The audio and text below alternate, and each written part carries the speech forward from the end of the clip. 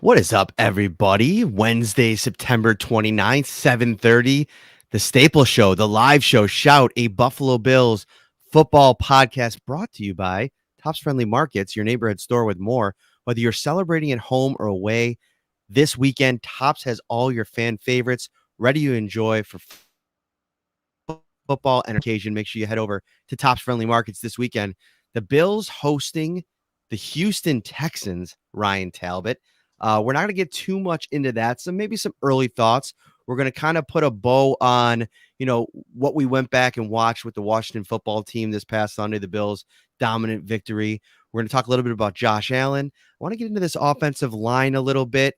We can also get to the defense because one thing I've noticed too, looking on social media, seems to think that there's some contempt, for lack of a better word, for Tremaine Edmonds. I think that there might be a little bit of a disconnect there. I think we could get into him a little bit, but a lot of different things. How are you, my friend? Hey, I'm doing great. And, I'm looking forward to that conversation because you're right. Everyone's praising Matt Milano, and rightfully so. He's been outstanding, playing at all-pro level through the first three games, but there's also been a lot of bashing on Tremaine Edmonds and little things that fans are kind of noticing on given plays. So I think that's a good conversation to have tonight, Matt.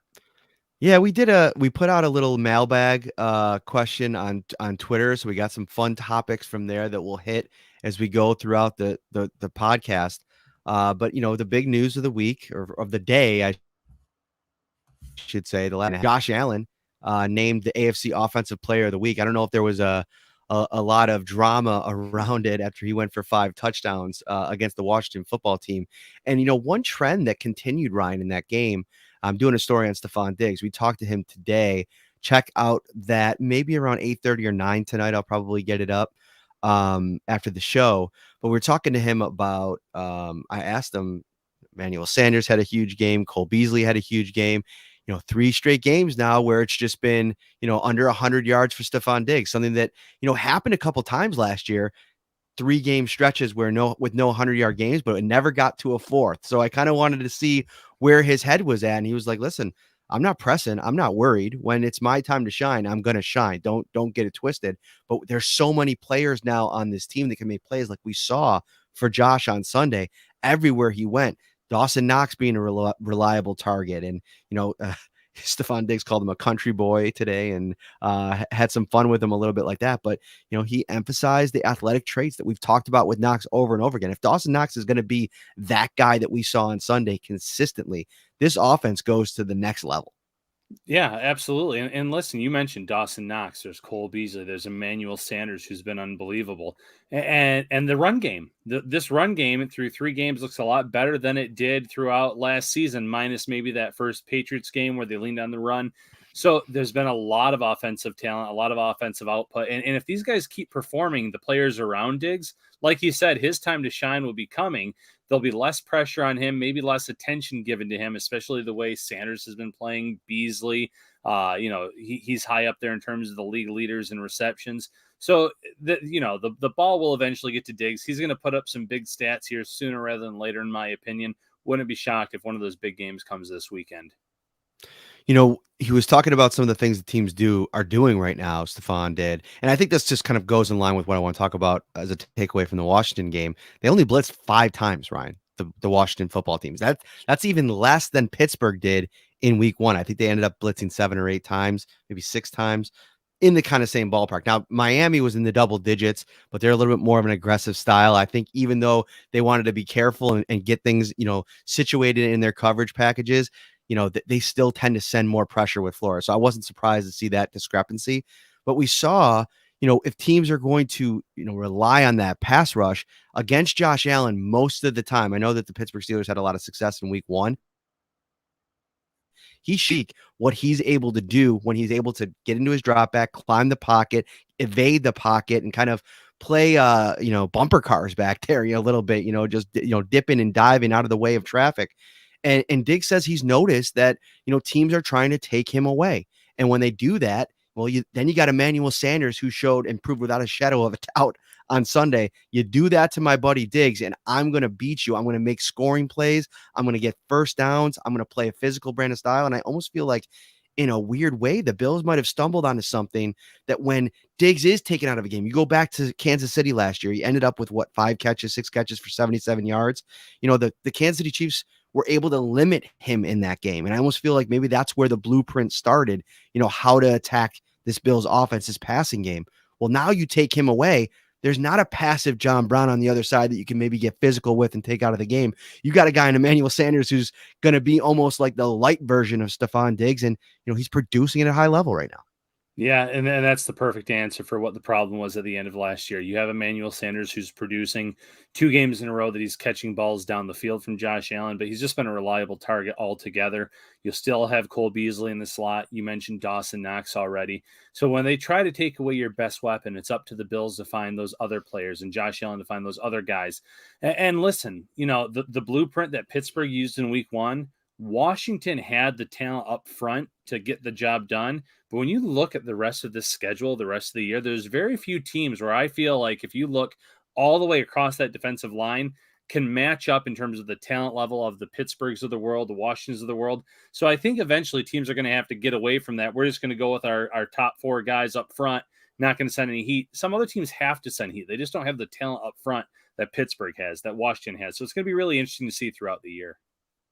And part of that too is you're getting reps, you're getting live game reps against that strategy. And so over time, I feel like Brian Daboll's going to make adjustments to that. Josh Allen's going to get more comfortable playing in that. And you can almost see a little bit of that going back and watching that Washington game. He was going through his reads a little bit crisper. He seemed a little bit more, read to read, more deliberate with the ball. He got the ball out of his hands quicker. I mean, there was a couple plays where it was just like bang, bang, bang. And you could just see the look on his face in between plays where he walked up to the line of scrimmage. And you're like, oh, okay, this makes sense. This is happening at a quicker rate. And I'm starting to see things that maybe he was missing early on. Yeah. And there's one throw that comes to mind, and it wasn't anything spectacular. It was a 4-yard throw to Cole Beasley where he rifled this pass in between 2 defenders. So he is realizing, okay, I might have to get the ball a little bit faster on this drop back. I'm going to trust my guy to win those matchups. I'm going to trust my arm strength to squeeze those passes in. That touchdown to Emmanuel Sanders in the back of the end zone.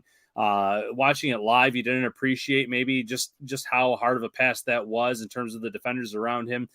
Allen has that right mix of smarts and intelligence and arm talent to win. So it's starting to come together. And like you said, getting these live reps against teams that are trying to take out Stephon Diggs, well, one, it's going to give Brian Daboll and company some opportunities to figure out how to unleash Diggs despite other teams trying to do that. But it's also going to get that trust developed in these other receivers on this team.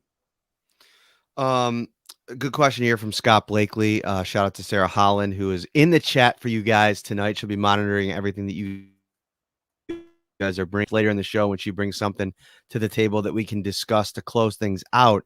But he's asking about the health of Gabriel Davis. And I think that's definitely a topic that we can discuss here.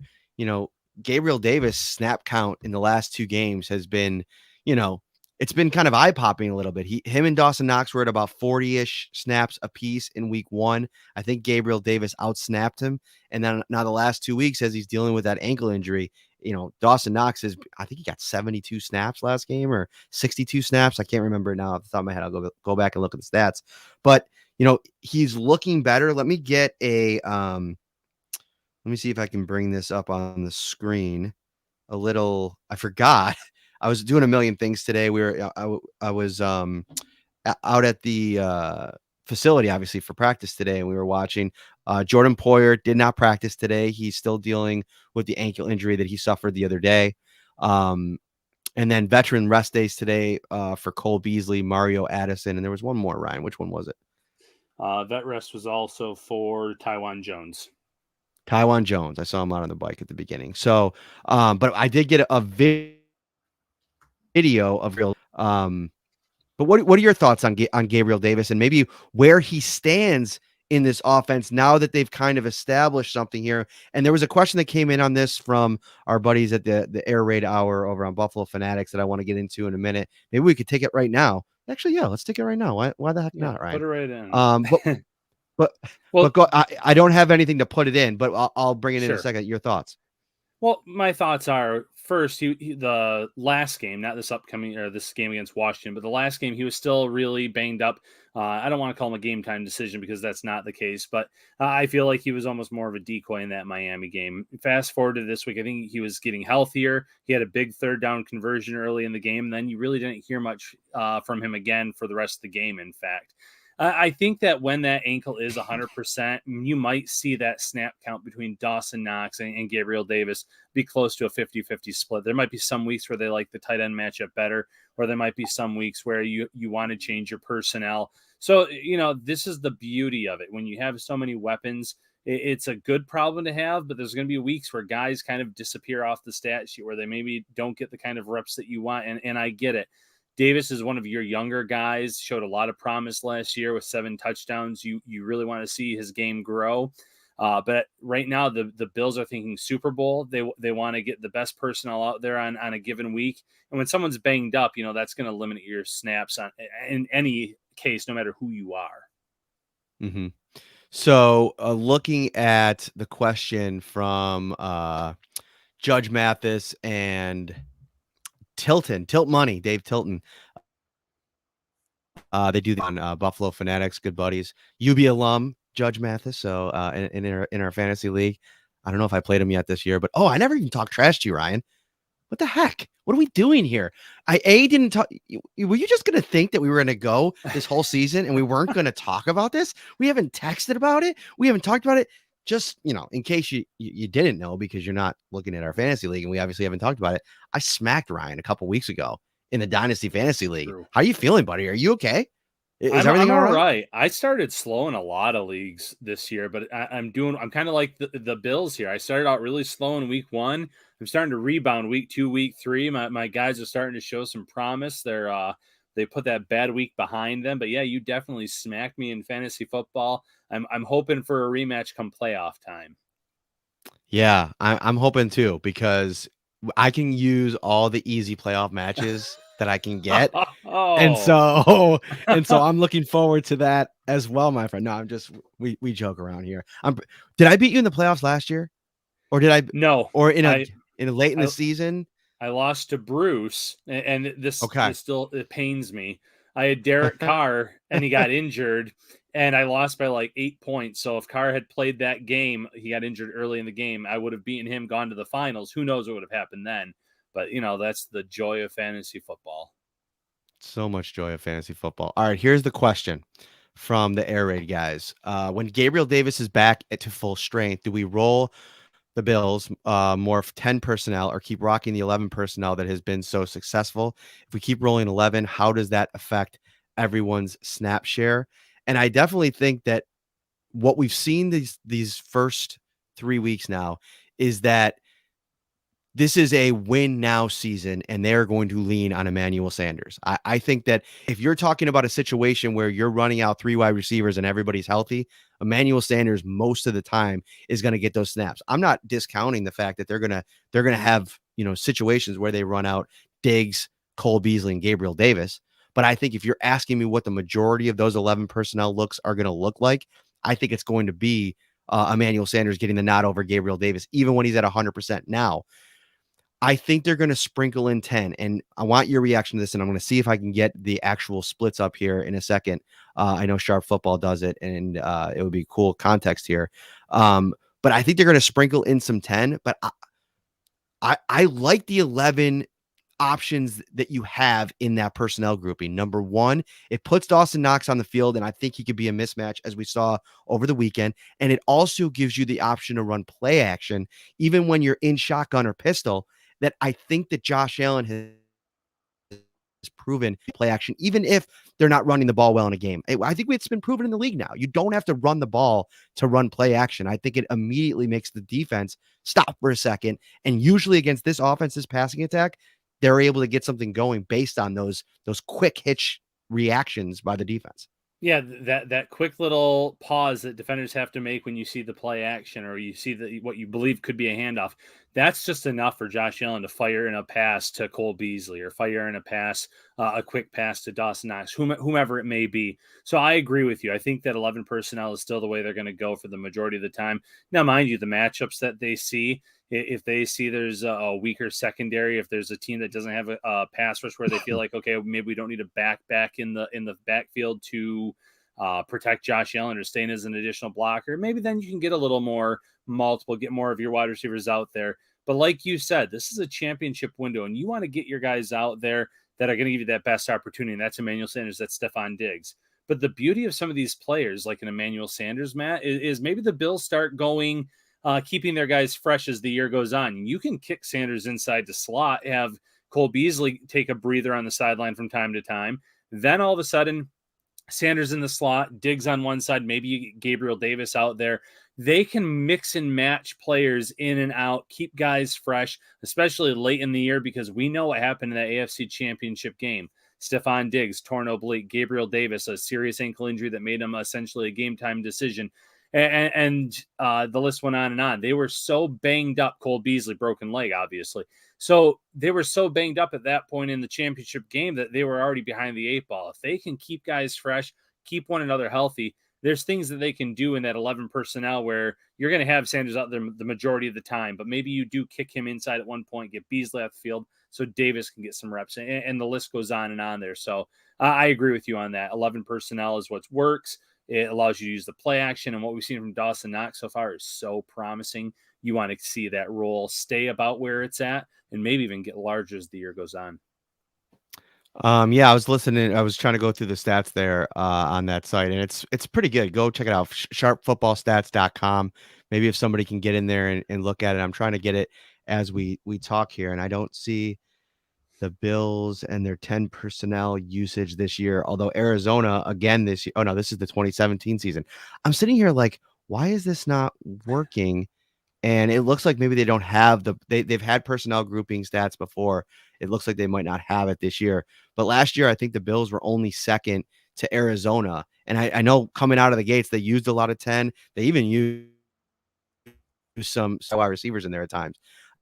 And I think that they're not so much in bulk in using it, throwing it a lot of the time. It's catching the defense off guard and picking your poison, picking the time you want to run it. So that'll be interesting to see how that goes moving forward. We'll take some more of those questions as we move along. But one thing I want to get into before we move on too quickly here, there was a question too on Josh Allen. Let's go to him next. But before we do that, let's go to the offensive line, because I think that you look at a game and Josh Allen doesn't get sacked one single time. And then you go back and watch the tape and you say, okay, first things first, my first takeaway from watching that game over, Deion Dawkins looks like he's back. He was outstanding. I thought that he did a great job. He looked quicker. He looked quicker to the spot. And I think that that's showing you that the conditioning level is getting up there. And, I've loved the way that he's handled it, even, kind of own the fact that the opener wasn't his best game, but he's worked his tail off to get back to this level. And he's looking like the guy that we've come to kind of gotten used to. But I think, before we started talking, there was one real problem area this week. It wasn't John Feliciano. It wasn't even Darrell Williams. Yeah, no, it was Cody Ford. And, when you watch the game live, you saw Washington get pressure. You saw someone collapse the pocket, make Josh Allen sidestep, step up in the pocket, roll out. But when you're watching live, we're live tweeting the game, Matt, and we're saying what Josh Allen did, what this offense is doing. You're not necessarily watching those one-on-one matchups on the offensive line versus defensive line, and that's what the rewatch is for. And when I watched that rewatch, it was Cody Ford, and he was getting beaten early and often and throughout that game. It was a rough outing. It was on par with what we saw from Deion Dawkins in week one, and that's not a good thing by any stretch of the imagination in terms of how often he was beat, how badly he was beat, the fact that he just seemed overwhelmed and overmatched.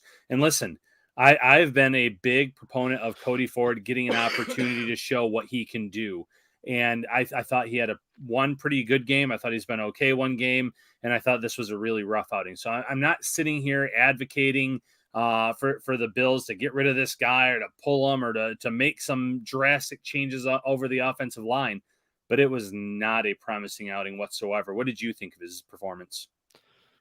Yeah, I thought that he looked like his confidence level like abruptly dropped early in that game and he was lunging a lot of the times. Like I feel like if you're an offensive line, like it almost felt like he was moving in clay or quicksand and he was just kind of like lunging at the guy, throwing his arms out and praying. And I think when you get in that kind of situation, you know, that's what tends to happen. You tend to, fall forward and the guy blows back past you. And we saw that over and over again with Ford during that game.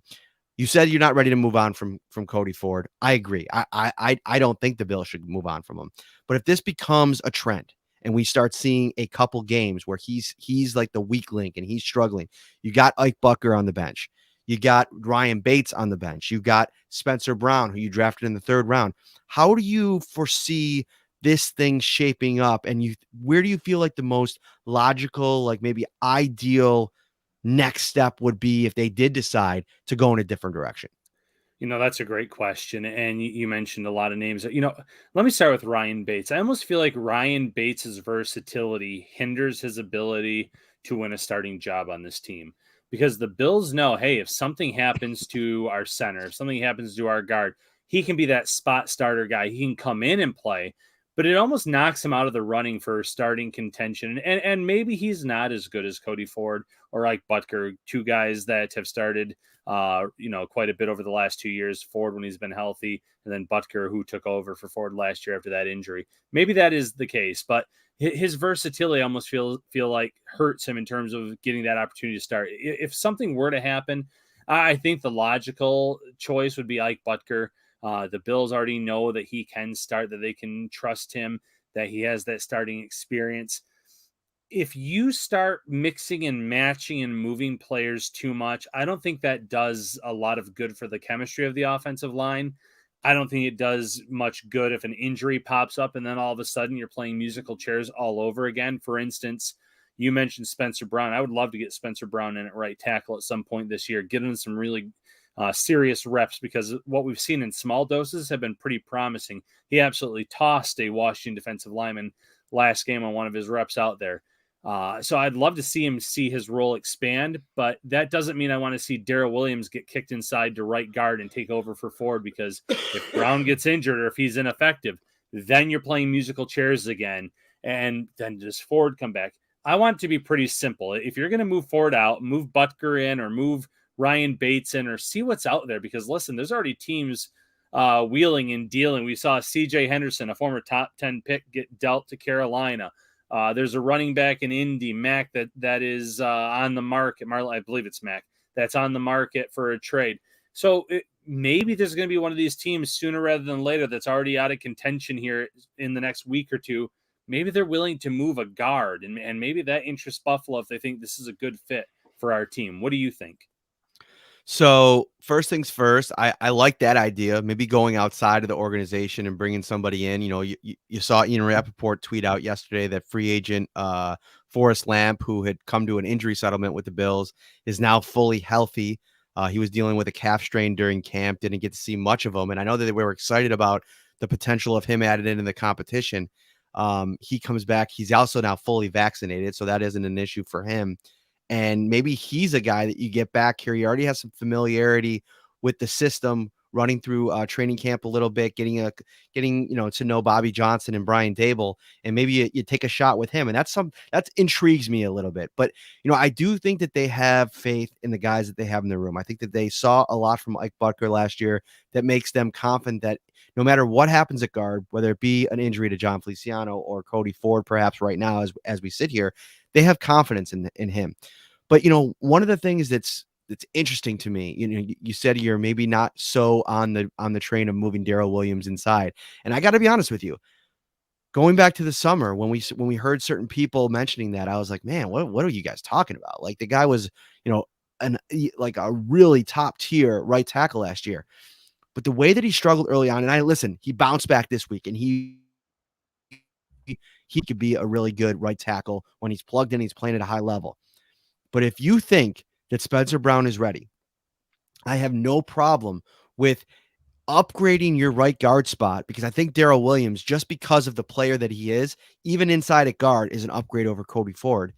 and you think that Cody Ford is going to be a problem, then I think getting Spencer Brown on the field, I think that's what we've been talking about since training camp, Ryan. How are you going to get to a point where Spencer Brown actually gets to play? Now, before the Chicago game, I think the thought was he might not be ready, but then he came out and looked absolutely incredible to the point where he was the offensive version of Greg Rousseau. I mean, that's how much you want to kind of see him now in this setting. So yeah, I think that getting him on the field, if you think that he's ready, it becomes pretty interesting. But who knows what they're going to do? I mean, I would probably err on the side of giving Cody Ford a little bit more runway because to this point, Ryan, it's still been a problem. He's never had a honest to goodness run at a position, and we're only 3 games into this. He could come back out next week, or who knows, maybe even 2 weeks, and have a huge game against Kansas City in a tough spot. So, that's where I'm at. No, I agree. And listen, Cody Ford, like you said, he's had the carpet pulled out on him a few times. He's had some bad luck with injuries. So give him a little bit more runway, like you said. Real quick on Forrest Lamp. I don't know if I actually ended up retweeting that article or not, or that tweet from Ian Rappaport, but literally the first reply to it that I saw was get Bobby Hart off the practice squad and give that spot to Forrest Lamp. So fans are, some Bills fans are definitely ready to bring Lamp back into the fold here if the Bills are interested. It would be interesting to see, obviously, 2 different players there in positions, Hart playing tackle, Lamp playing inside, and last but not least on Spencer Brown.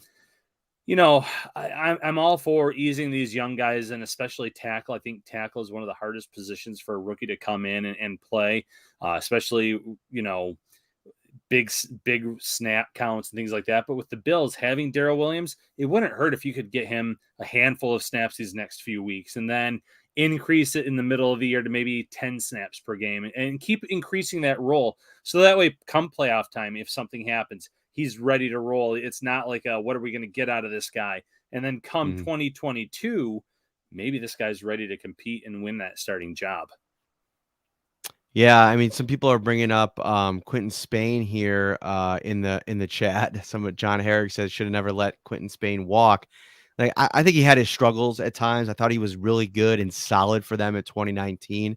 But there's offensive line as we sit here and look at it right now. I think that the way that John Feliciano has responded in his play the last 2 games really solidifies at least one of those guard spots. And I think he could flip back and forth. I don't think there's a difference between him being at right guard, him being at left guard. I think they could do it. I think if they come to a situation where, they move to get Ike Butker in the mix, I think it's just putting John wherever you think Ike is going to be most comfortable. So if that's at left guard where he played most of last year, I think John can pretty seamlessly move back to the right side. But, the one guy we haven't talked about has probably been the Bills' best offensive lineman through 3 games, Mitch Morse, earning every one of those dollars. Listen, you go back to last year and there was some real question marks about Mitch Morse and if he was going to be brought back this year, if they wanted to maybe move in a different direction, that kind of weird benching after he had the concussion, or maybe it wasn't a benching. But Mitch Morse has been outstanding today. And I asked him, I said, I know you're not going to answer this right, or I know you're not going to answer this period, but I got to say, you might have had your best 3-game stretch of your Bills career to start this season. What's been going so well for you? And he completely deflected it. And he said, well, thank you, but I almost feel like I have a lot of work still to do. And, you're always going to get that reaction. But from what I've just seen watching him play, Ryan, they're getting really high level play at the center position, most importantly in pass protection. Yeah, real quick on the Quentin Spain thing. Listen, Quentin Spain, the Bills didn't have much choice there. Spain kind of played his way out of Buffalo, and we'll leave it at that. It's in the past now, but the Bills didn't have much option there. With Mitch Morse, the best thing an offensive lineman can do, Matt, is not have their name brought up on the television broadcast. And I can tell you right now, I think maybe Mitch Morse's name has been brought up once in 3 games. So that, like you said, that goes to show you this is maybe his best 3-game stretch, like you mentioned, as a member of the Buffalo Bills. He's someone that has built that rapport, that chemistry with Josh. When he was brought in, it was to help bring along a young quarterback, like he was supposed, like he did with Patrick Mahomes to a certain extent in Kansas City.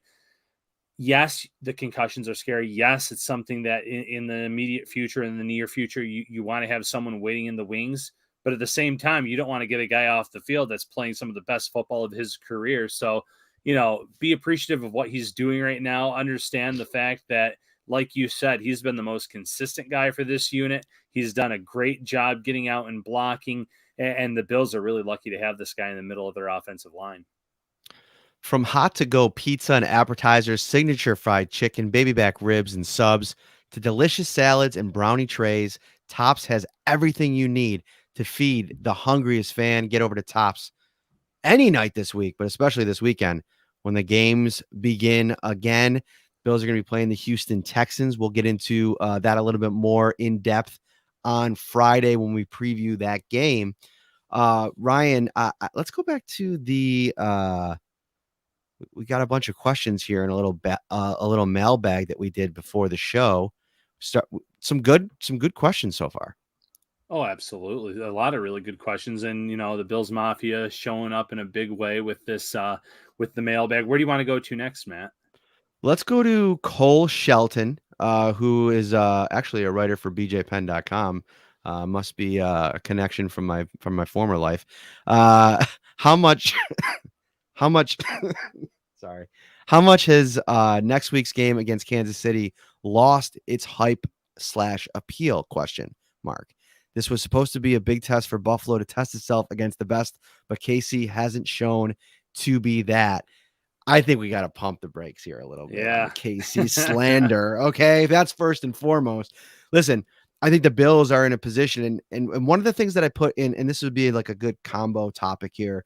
I really think that after 3 weeks, you have a really good idea of who teams are in this league, enough to start really making prognostications. Like, everybody before the season puts out their Super Bowl picks and their playoff picks. I'm not about that, man. Like, I like seeing some football and seeing who these teams are going to be, how they respond to adversity, and then kind of making that pick.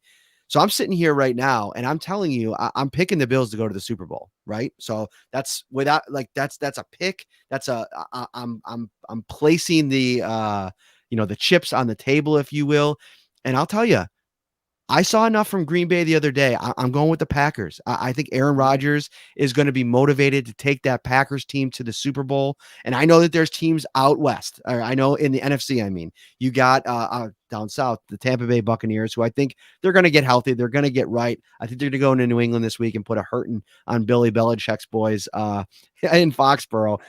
Tough day for Bill Belichick, by the way. Google it, the Seth Wickersham story. That's a whole nother topic. I'm getting all over the place here, but I think this is a good question to really start to, talk about where Kansas City sits. They go out and they bring in Josh Gordon. And I went on Howard Simon and I said, to me, this doesn't seem like a move that takes their offense to the next level. To me, it's kind of a desperation move for a guy who hasn't even been good since 2013. With all that said, Ryan, the original point, I'm all over the place. I still think Kansas City with Patrick Mahomes behind center at quarterback, this is not going to be a game that loses any of its hype. They can lose this week. The Bills can win this week, and it could be 3-1 versus 1-3, and it's still going to be this. What were they? The Twin Towers back in the day? Earthquake and Typhoon? Was that the tag team? Natural disasters, Matt. Twin Towers. Get out of here. Don't bring up early 90s wrestling and tell me the wrong team name. Come on, man.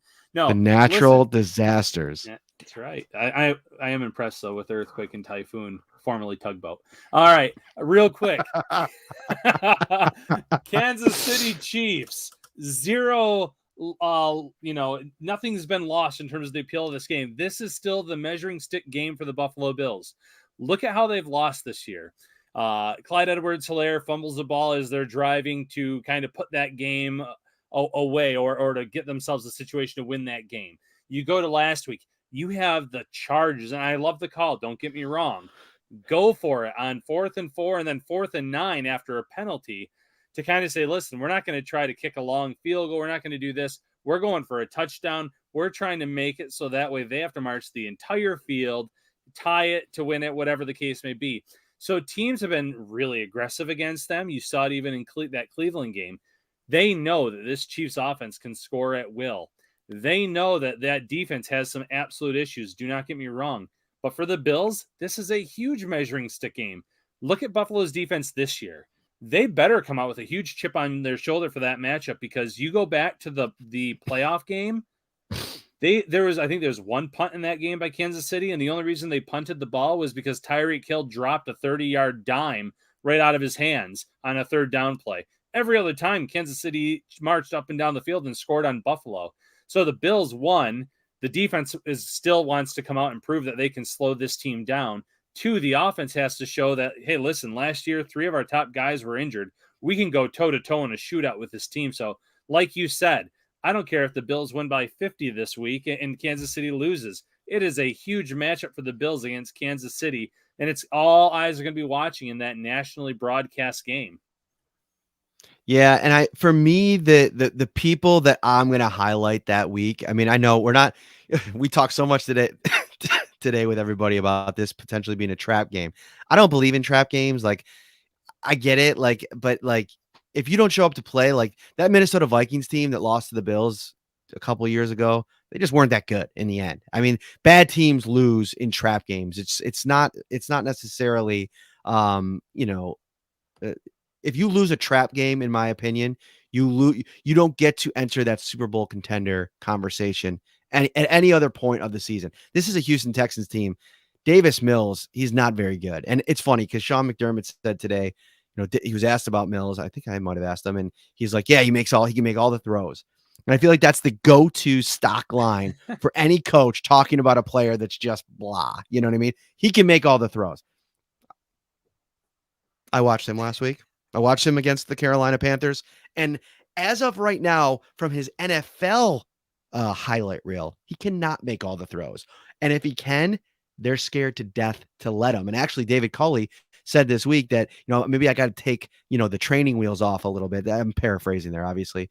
But he basically said, I got to let him go a little bit more this week. Well, the problem with that, Ryan, is you let him go a little bit more, and Jordan Poyer, Micah Hyde, Tre'Davious White, Levi Wallace, Matt Milano, and Taron Johnson.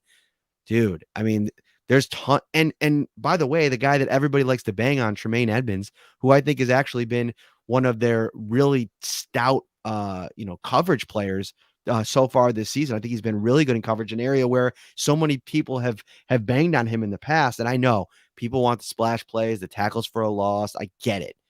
But I think Tremaine Edmonds is doing certain things that people are overlooking. And I just think that it's just become kind of a fun, for some people, fun thing to kind of bag on the guy. Yeah, I agree with that.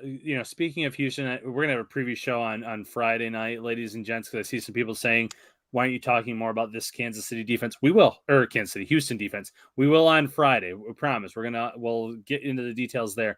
But yeah, they said they're going to open up the game for Davis Mills, whatever that may mean. But you mentioned it. This defense will be licking their chops if that means they're going to put the ball in his hands more. That defensive line is going to look to get out there and get some pressure on him. Epineza and Greg Rousseau and company. So I think the defense welcomes Houston opening up the offense for Davis Mills. I will say one thing. Through the first week and a half, and mind you, it's a very small sample size, I thought that Houston's offense with Tyrod Taylor was moving the ball pretty well. They looked really good in week 1 against Jacksonville. They were going toe-to-toe with the Cleveland Browns before he left that game with an injury. So, there's more talent there than I think a lot of people expected overall. But Davis Mills has to be able to get the ball to those playmakers and to those players. And the running backs are going to have to create some lanes where I think Buffalo is going to, dare them to run the ball a little bit. So it's going to be really interesting to see how that all unfolds. But, I really think that when all is said and done, the Bills match up so well against the Houston Texans. Mm-hmm. Man, Brandon Cooks, watching that guy play, you know what I think? I think he's like a really good version of John Brown. I think he does a lot more. I almost kind of envision what this offense would have been last year. And I know he's had his struggles staying healthy as well. But man, him paired with Stephon Diggs last year in this offense, or even, had they not gone out and got Emmanuel Sanders, like cutting a trading and bringing in a guy like Cooks, like, man, that could be totally special. But that's kind of beside the point. What was the other thing that I wanted to get to here? And yeah, we'll talk more about Houston. We'll give you guys some people talking about Houston's defense right now. I think their secondary is a bit of an issue too. And I think if they're able to generate some pass rush, I know Whitney Merciless is a really good player. And listen, on the Shout Football podcast, we give the people what they want. You want a little Houston right now? I'll give you a little Houston right now. And, because I think that there are going to be challenges and, how they scheme things up against Josh Allen, I think is going to be interesting. I don't think that they have the horses in their secondary to cover these wide receivers. And I think Stephon Diggs, for as, politically correct as he was today, talking about all of this, he wants to get out there and make some plays. And I think that in front of the home crowd against the Houston Texans, he's going to want to go out there and do that on Sunday. Yeah, I think, like I said, this is a big opportunity for him to have a game where he goes off and has a nice statistical performance. And we mentioned last week, we thought last week was a get right game for Josh Allen, and sure enough, it proved to be the case. I think not a get right game for Stephon Diggs, but a hey, don't forget about me type game where he's going to have maybe 150 and a score when all is said and done.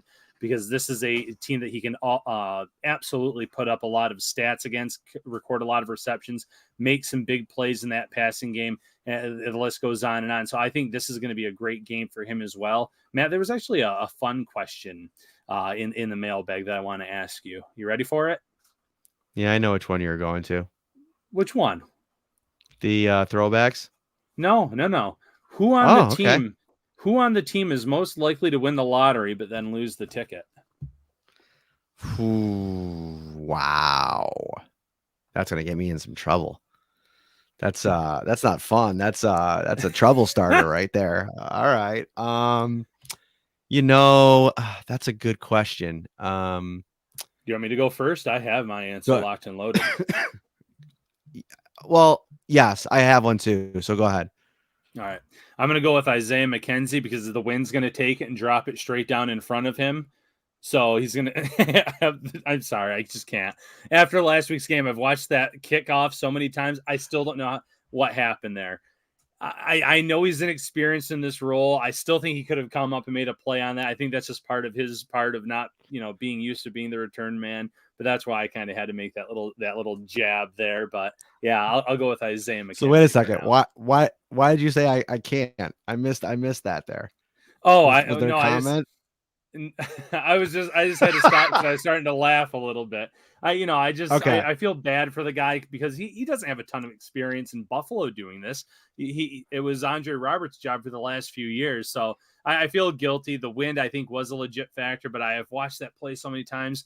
I think that a more experienced guy would have still been able to run up and make a play on that ball. So when I saw that question, I'm like, Isaiah McKenzie, he has the ticket, but then the wind brings it straight down and he loses it. Yes, Thomas Falzone. Very great observation there. Is Matt sick because his kids went back to school? Indeed. We had a little cold run through the house last week, and I got the bad end of it. But another negative COVID test today. I took 4 last week and then another one today. So it's definitely not that. But I've had this lingering cough for the last couple of days. Whenever I get sick with a cold, I get it. Like it's like 3 days where it's like that heavy cough at the beginning, right? And then it goes away and I'm like, yes. I'm like, I start feeling better. Like I'm ready to work out. And then there's this like little 2-day like deal with a cough that just lingers and it's so annoying. And then when I'm talking all day, like I have been today, it gets even worse. But that was another question. So, okay, first off, I'll give mine. I'm going to go with Tremaine Edmonds because, man, I've not seen a player as much as I will stick up for him. I have to say, when he's around the ball, he has a really hard time when a ball is coming to him, actually catching it and intercepting it. So I think if a guy was going to ever get a lottery ticket and then, drop it, maybe that'll be Tremaine Edmonds. Another question in the mailbag was, what's your favorite throwback ever? Your favorite NFL throwback jersey? Do you have one? Oh yeah, I do. And it's not a Bills jersey. You're ready to go. It's the powder blue Chargers jerseys. I have always loved those jerseys. I was very tempted as a teenager. Well, how old would I have been? LaDainian Tomlinson, like 2001. Yeah, I would have been still relatively young there, high school. I wanted to get one of those baby blue Chargers jerseys of Tomlinson back in the day, just because I loved the jerseys, and I really respected LT as a player as well. But those are my favorite jerseys of all time. What about you, Matt? I got it. I'm bringing it in right now. I'm going to show it on the screen because it is so beautiful. that I just have to do it. I know people are going to be super excited about this. They're not going to be mad at all. I think you're going to like it. All right, here we go. Bear with me. Oh, by the way, I have that Gabriel Davis image or video from today. I'll show that after the break here. Uh, wow. The Look at that, Ryan Talbot. creamsicles. Look at that. It doesn't that not bring you back to just better days? Now, this isn't the real truth thing. I think this is Jameis Winston. So they wore the throwbacks. The original creamsicles were like just beautiful. So I don't mean, know. we both have no, I get it. You have the creamsicle, I have the powder blues, so I get it. There's something about those colors there. I do see a few people agreeing with the Chargers. I love it, love it. The Bills had some pretty nice throwbacks as well, but they're just not my favorite of all time. You have that video ready for Gabe? I don't want to stop you if you have it. All right. Here we go. This was Gabriel Davis at practice today. I didn't tweet out the video, so you guys are getting an exclusive on the podcast. That's how we ain't taking it. Too many niggas ain't touching it. Gotta be now, she loving it. I know she used to. That's my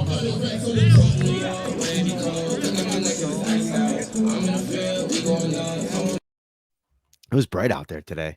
So yeah, just a little look at Gabriel Davis. I thought he was moving around pretty well at practice today. So I think he's trending in the right direction, which is a good sign. With that in mind, why don't we bring in Sarah Holland now? She's going to bring in a couple things. There's been some chatter in the comments. They've been some great discussions. Sarah, how are you this evening? I'm great. How are you guys? Good. We're good. Sarah is a full-time student at the University of Buffalo, and she's also what's your other gig now? I seen it kicked off this week. What do you got going on? Yeah, so I'm doing some sideline work with the UB club hockey team. So they have their first game on Friday, which is pretty exciting. That's awesome. So she's literally just like, she's got her hand in a little bit of everything right now. She's gonna be doing some Bills stuff. She's got the hockey stuff going on. Now you grew up, like you told everybody last week, a Washington sports fan. So I know you're excited for hockey season to get started in your Capitals. Don't tell the Sabres fans because they'll get upset. But all right, bring in the first topic from that you can either go with the chat or we're gonna bring one of the stories that we just put up on the site. All right, I will go with the story because it was honestly, I was super interested in reading it. Matt wrote a wonderful story. You can check it out on Syracuse.com or New York Upstate. And it's about the Texans head coach, David Culley, returning to Western New York. He was a quarterback coach for the Bills in 2017 and 2019. And he's coming back to Buffalo. And he included a pretty funny quote in the article Matt did that Culley said that when he comes back to Buffalo, he's coming back to whip their butts. I actually laughed when I read that. And obviously the Texans are huge underdogs coming into this game. So I kind of wanted to see what you guys thought about, Culley returning to a team that he's familiar with. Go ahead, Matt. I think Culley he's an interesting guy. Like I still am flabbergasted that he got the job over Leslie Frazier. This is a guy that has never been an NFL coordinator. And, I know that Leslie Frazier struggled a little bit in Minnesota, but he's a guy that, has been so influential, in developing this Buffalo Bills defense. And he's a guy that I think guys want to play for. And just even hearing David Culley today talk, like in this, if you go to this and read the article, you can go to the video interview that the Texans media team put out, and hearing Culley talk about his experience in Buffalo, and it almost like he knows how to build what the Bills have built because he was around at the beginning. And I'm kind of just like, pump the brakes here, Dave. Okay. Like you were here, during Josh Allen's rookie season and things did not go great. And I feel like it's probably a blessing in disguise that he did kind of take a promotion to Baltimore. They let him be, I think it was an assistant head coach or a passing game coordinator. I can't remember the exact title, but that things went better after David Culley wasn't here. And so I think that for him to say that, I think that the loosely paraphrasing here, he basically said, I've seen it before, and that's how I know what we're building here is going to be where the Bills are now. And it's just kind of sitting there like, have we had our head in the sand all off season? Is Deshaun Watson still getting paid not to play football for the Houston Texans? Listen, I get trying to, put on a brave face and put on a good, PR slant on things, but man, I just think the guy is a little bit clueless. But we'll see. Maybe he'll come in this weekend. He'll have his guys ready to play. And Sean McDermott said it. Hey, if you're not ready to play, you're going to get your ass kicked. Little language from Mr. McDermott today. Yeah, I chuckled when David Culley said they're gonna whip their Buffalo's butts and things like. It's like the Washington Generals saying we're gonna whip the butts of the Harlem Globetrotters, and it's the team that they've lost to like 16,000 times. It's like Barry Horowitz saying that he's gonna whip the Ultimate Warriors. But I'm bringing in a lot of '90s wrestling here, Sarah. I'm very sorry. You're so young. You're like, who are these guys?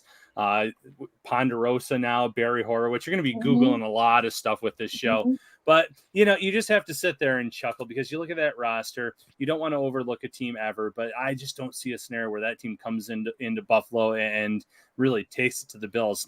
Do I think it could be closer than that point spread? Yes, absolutely. But I just don't see a shocking upset like that happening this weekend. Sarah, what are your thoughts? Well, I did actually also see some more questions in the chat about Vernon Butler, and I wanted to bring that in really quick because it was talked a lot about frequently in the beginning, and I saw a lot of mixed emotions about his play so far, many contradicting opinions. So I wanted to hear your guys' opinions on that. I think he's been fine. Yeah, I think he's been fine. I think he's had moments where he's been good. I think Leslie talking about how good the Bills' run defense has been. I think Vernon's had a pretty decent little hand in that. He's not going to flash necessarily. Even going back to the 1 year that he had the sacks, I think that earned him the contract. You go back and watch him in games, and he doesn't jump off the screen at you, but he does a lot of the little things that right now, people in the comments talking about Leslie Frazier building the 85 Bears defense here with the Bills. Well, I do think that they have a pretty good grasp on their personnel and what works and what doesn't. And I thought something interesting happened the other day, Ryan, like when Sean was asked about Zach Moss and how he handled being inactive the 1 week. And Sean basically said, it wasn't a direct message. It wasn't something we were going out of our way. I do think that there was a numbers element to that equation that forced their hand with Moss. But he said in an indirect way, he was kind of glad that maybe it sent a message that you're not guaranteed a jersey on game days and you got to come in and you got to show up. And I think that might be what's indirectly happening with Harrison Phillips in a contract year, that when he does finally, I thought Justin Zimmer probably had his most blah game of the season last week. I thought he wasn't as effective. I didn't notice him in the defensive backfield. I almost feel like Justin Zimmer, a lot of ways as a pass rusher, he feeds off other guys around him having success. And when guys aren't, like I thought Mario Addison and Jerry Hughes were really underwhelming on the rewatch, Justin Zimmer just isn't as effective. So I think Harrison Phillips might be in line for maybe an activation, whether it's this week or maybe against the Chiefs. We'll see. But he's going to have to take full advantage of that opportunity. Yeah, and again, Butler's been fine. Justin Zimmer, I think he's been good for the most part. But like you said, this last game he didn't jump off the page. You obviously already have Star Latulele and Oliver as your starters. So it's just, there's only so many jobs to go around. But the fact that the Bills are still playing Vernon over a Harrison Phillips, that kind of tells you all you need to know about what they feel about him and the matchups that they've had so far. So he's not going to be someone that jumps off the page on a week-by-week basis. He might have a nice game here and there. He's just, part of the rotation. He's not anyone that you're going to get too excited about. I know he's a former first-round pick, but he's just not a game changer by any stretch of the imagination. Sarah, did you want to go somebody else? Yes, I also saw a lot of comments, again, earlier in the chat about the lack of play that Boogie Basham has had. So if you guys want to go off that and just talk a little bit more about, why he hasn't really seen the field so far this season. Numbers. Right. I mean, I'll let you start here. I think we've covered this plenty of times. I know people are, I think they want to bug. I think they want to get their dance shoes on. Like this is about the time in Western New York, in Buffalo. I think the world's biggest disco, right? Do they do that in town here? So I think people are just, they're getting hyped up. Halloween's in the air, fall's in the air. People want to, maybe it's like a dancing thing. I don't know. But we've told you over and over again, Boogie Basham, where he is at the depth chart, where he is in his development, he's not going to get Greg Rousseau's spot. He's not going to get AJ Epinessa's spot. And so if those spots aren't available, he's not going to healthy scratch Jerry Hughes and Mario Addison even after a bad game. So there's not enough numbers yet for him. 100%. I mean, that's perfectly said. Even look at what happened to F.A. Obata. F.A. Obata suffers an injury in practice right before the Game 2 matchup, and he's inactive for that game. It's like, well, he suffered the injury on Friday. He'll probably be ready to go week 3. Well, he was inactive week 3 because of all the pressure probably that A.J. Epineza had. The fact that Greg Rousseau had 2 sacks, that Hughes and Addison were playing well.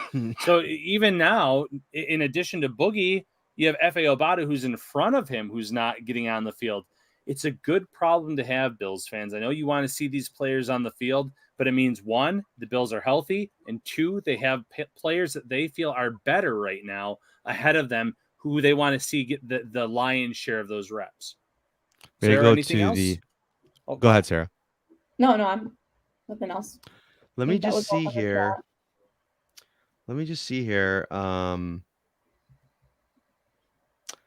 Yeah, we're not going to cover that. One question that from Dave on Twitter was, why is the team continuing to protect only 3 practice squad players? And I think the answer there is just that it's a numbers game, and they don't feel the need to protect more than that. Who was Cam Lewis one of the protections this last week here? I just shared. Yeah, Cam Lewis, Josh Thomas, and I'm blanking on the third right now. Jamil Douglas, right? Jamil Douglas. So they've been going with 3 for a few weeks now. And to me, that's the group. I think if Jack Anderson was still in this roster, he'd get a protection as well. But I don't know if there's a lot of fear that the Bills, if they lose anybody else on their practice squad there, they got some pretty good numbers at a lot of key positions. And I think it just comes down to that, Ryan. Yeah, and listen, I'm not saying there's strategy involved with it either, but you look at these teams that are protecting 4 guys. Later in the year, one of those players will come off that protection list because of injuries or some other reason, and maybe a team will sit there and say, they protected this guy for 8 weeks. He might be worth kicking the tires on bringing in, taking a look at them. If you're a team like the Jets, if you're a team that's looking to build up your roster, improve your talent. And I don't know how, that's just me speculating. I just think maybe there's something with that. And the Bills are like, well, here's the 3 guys that we're protecting. There's a safety that we really like. He was really good. The Bills obviously have a lot of safety depth. Cam Lewis, I think, is a legit protection. They know that they're 1 injury away from needing him. And then Jamil Douglas, who didn't wow us in training camp or the preseason, still has a lot of experience in the NFL, someone that you want to protect to make sure that you have waiting in the wings in case you need him. All right, everybody, we're going to get out of here before we get it to this 1 hour mark. We were going to be back on Friday for our official Houston Texans preview show. Take a little bit of a deeper look at that opponent. And we will also bring you more coverage from Orchard Park. Hopefully we'll get a chance to talk to some more people at the facility tomorrow. Are you hosting a large party this weekend? Check out Tops's huge selection of party platters for a delicious, effortless, and affordable, no-stress way to impress. For complete details, stop by their carryout cafe or visit topsmarkets.com/fantasyfootball. You guys were awesome tonight. Thank you so much. If you're watching on YouTube, hit that like button. I didn't do this all day, Ryan. I'm dropping the ball here. We got to have Sarah start just, bursting into the scene and be like, excuse me, it's been like 40 minutes and you haven't said it. Like button, hit that subscribe button. For Ryan Talbot, Sarah Holland, I am Matt Parrino. We will see you on Friday. Take care of everyone.